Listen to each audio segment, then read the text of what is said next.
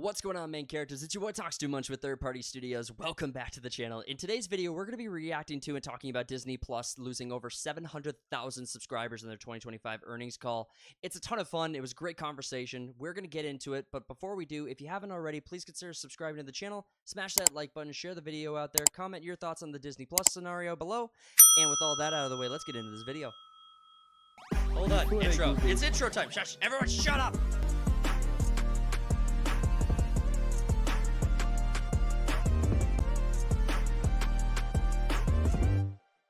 We got another story to jump into. Let's talk about Disney Plus losing 700,000 subscribers amid price hikes as original content bombs out. Iger attempts to spin this as a positive. So let's talk about that. How the fuck do you spin losing almost 1 million subscribers as a positive? So oh, these were all the white supremacists we didn't want. So for context, it's Q1 2025, right? So this is the timeline we're talking. A month. Yeah, they just raised their prices, so they went from let's see, the drops follow Disney's recent price hikes, which increased the cost of its ad-supported tier of $7.99 to $9.99 and its ad-free subscription of $13.99 to $15.99, as well as crackdown on password sharing and a paid sharing system that restricts to a single household, but subscribers can pay an additional fee. I pay $15 for Prime, and it's got way more shit and better shit on it. That's the argument here, is that like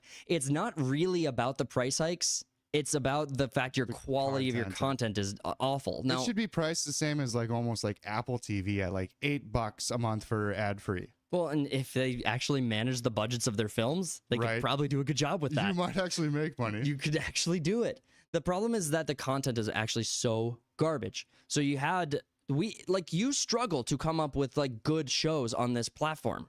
Like the shows they promote, The Acolyte being one of them. I'm actually just going to scroll down because I think they're Agatha All Along. You have Agatha All Along. You have the Percy Jackson, The Acolyte.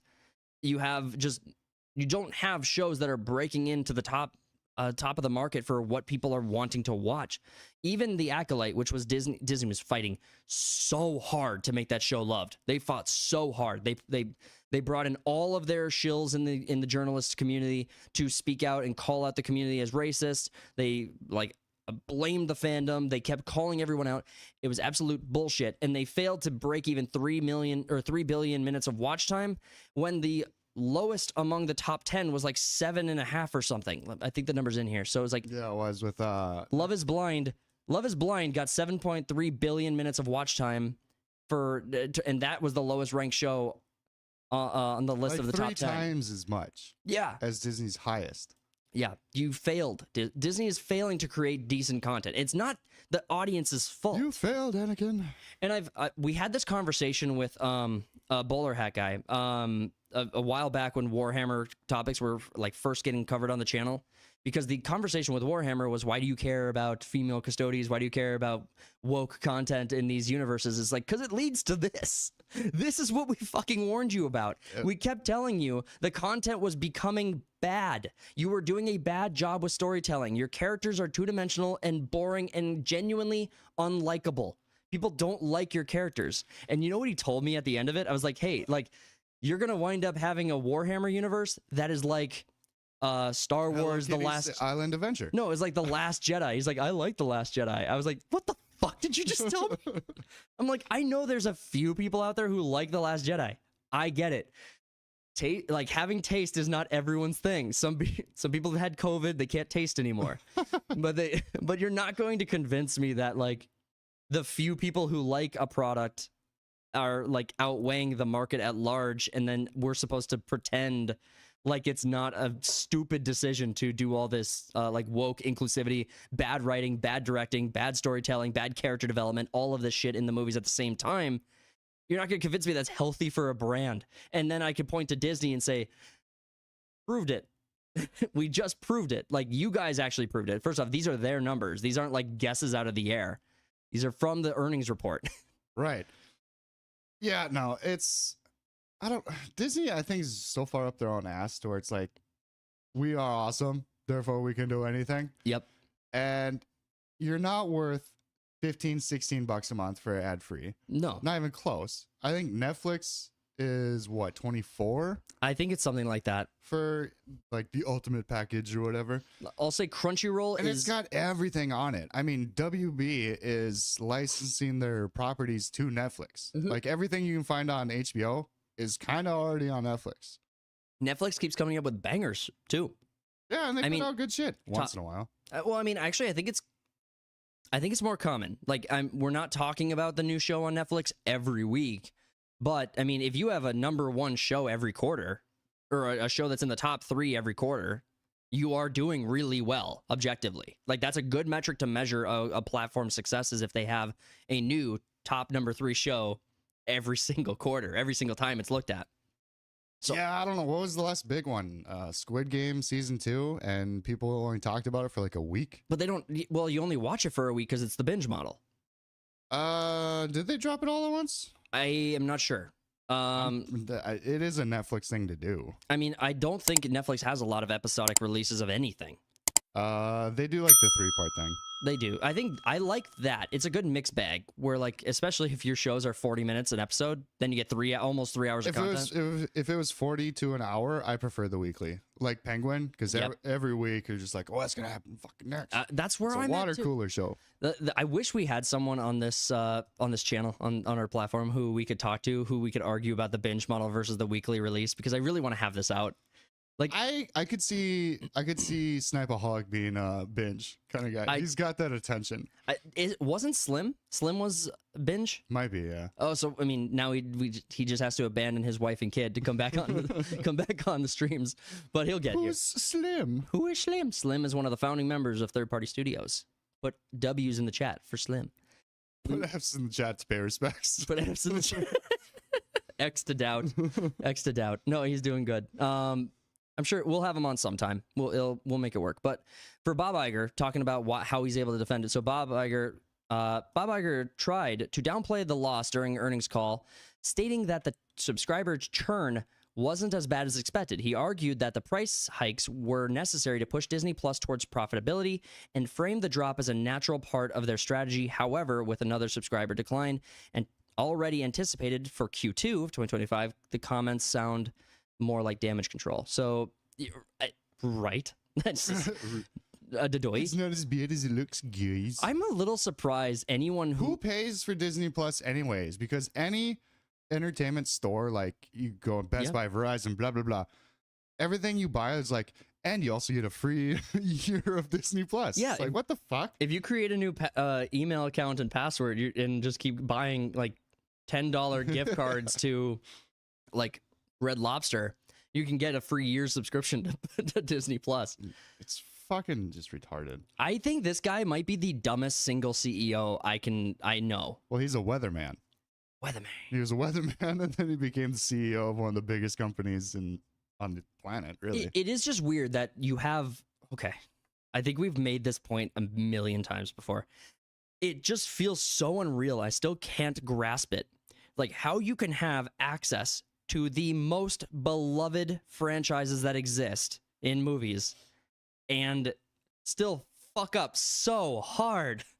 Like, how can you fail this hard? Like, the easiest answer is just do what the fans tell you to do and you will make $1 trillion. Well, it's like they ran with buying out all these properties and franchises. It's like they ran to the finish line, shot themselves in the foot. I mean, this might be too short-sighted, like in fairness. I might just not have a good enough grasp on reality. But but it feels to me like if you just picked talented writers and you picked talented directors and stopped putting these activists in charge of everything and just kept your budget under control, you could have reasonable performance. Take Guardians of the Galaxy 3, for example. That did not age well, by the way. No, but I watched it the other day and I was like, this is not as good as I remember. No, I think I'm with you on that. I think the things I liked about the movie were the emotional impacts from like the characters and stuff like that. I think that did a good job of like interacting with it. And the hallway scene is good, but that Every movie that has a hallway scene in it, the hallway scene's always good. yeah, hallways are where it's at, boys. Hallways is where the action's at. Yeah, always find yourself in a hallway. Yeah. Life will be exciting. There you get your action. But the point I was making was Guardians of the Galaxy 3 just barely broke even. Just it was barely there. But if they had Yeah, just just been made like 700 or something. right, but if they had, I think a little bit more like if they had just tamed down their budget a little bit, gotten a little bit more creative, took out some of the stupid stuff with, I think Warlock's inclusion was stupid. You know how much money they probably spent on the CGI related to that stupid hamster that kept following Warlock around? That's probably a few tens of yeah, that fucking dog hamster thing. That's probably a few tens of thousands of dollars just to CGI that thing.